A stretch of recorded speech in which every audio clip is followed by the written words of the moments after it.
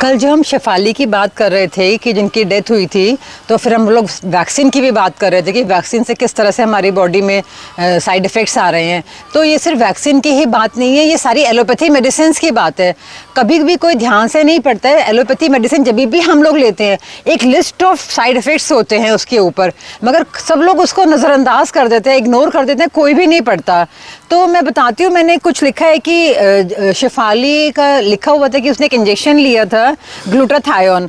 तो ये किस लिए होता है? बेसिकली हर डिजीज़ का एक ही रीज़न है। हमारी बॉडी में ऑक्सीजन ग्लूकोज बर्न जब होता है तो एक तो कार्बन डाइऑक्साइड बनती है और दूसरा फ्री रेडिकल्स, क्योंकि हमारी बॉडी में एक इलेक्ट्रोमैग्नेटिक फील्ड है, जो मैं बार बार बता रही हूँ, नॉर्थ पोल और साउथ पोल है, जिसकी वजह से एक इलेक्ट्रोमैग्नेटिक फील्ड बनता है।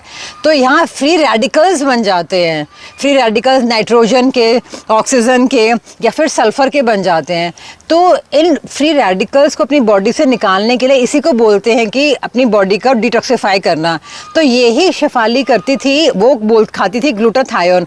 तो ये होता है फ्री रेडिकल्स को बॉडी से निकालने के लिए या बॉडी को डिटॉक्सिफाई करने के लिए, जिससे आपकी बॉडी हेल्दी बनी रहे। लेकिन मैं बोलती हूँ कि एलोपैथी की मेडिसिन में हम लोग अगर एक बार कोई मेडिसिन शुरू करते हैं तो वो महीने महीने नहीं खाते, सालों साल नहीं खाते, पूरी ज़िंदगी भर खाते रहते हैं।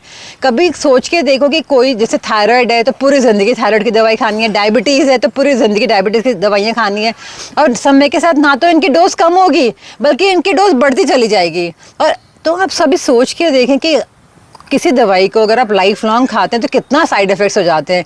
इसी तरह से मैं बोलूँगी कि अगर शेफाली ये दवाई खाती भी थी बॉडी को डिटॉक्सिफाई करने के लिए, क्योंकि उससे ब्यूटी एनहांस होती है, तो एक्यूट कंडीशन में खा ले, एक 7 डेज़ का एक कोर्स कर ले, 1 महीने का एक कोर्स कर ले। मगर अगर हम किसी भी तरह की मेडिसिन सालों साल, महीने दर महीने लेते रहेंगे तो इसी तरह से हमारे साथ होगा। और दूसरा, अगर हम अपनी आयुर्वेदा की किताबें पढ़ते हैं, जैसे सुश्रुता संहिता, उसमें साफ लिखा हुआ है कि हमारी बॉडी में जो ये फ्री रेडिकल्स होते हैं, इसका जो ट्रीटमेंट है, 3 ट्रीटमेंट दे रखे हैं इसका, कि greens and veggies, second roots and tubers, and third is grains and dicots.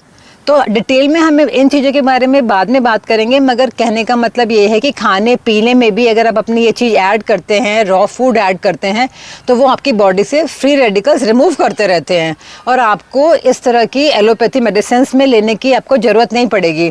और दूसरा, मैं वैक्सीन पर एक और बात बोलना चाहती थी कि ये सृष्टि में एनिमल्स हों चाहे हम लोगों, सबको बराबर हक है। और सारे वैक्सीन के एक्सपेरिमेंट्स एनिमल्स पर होते हैं और इवन फिटस पर होते हैं, उसके बाद हम लोगों को ये दवाइयाँ बनाई जाती हैं। तो जब हम लोग हाईएस्ट क्रिएशन है गॉड की, तो मेरे को ये समझ में नहीं आता कि हम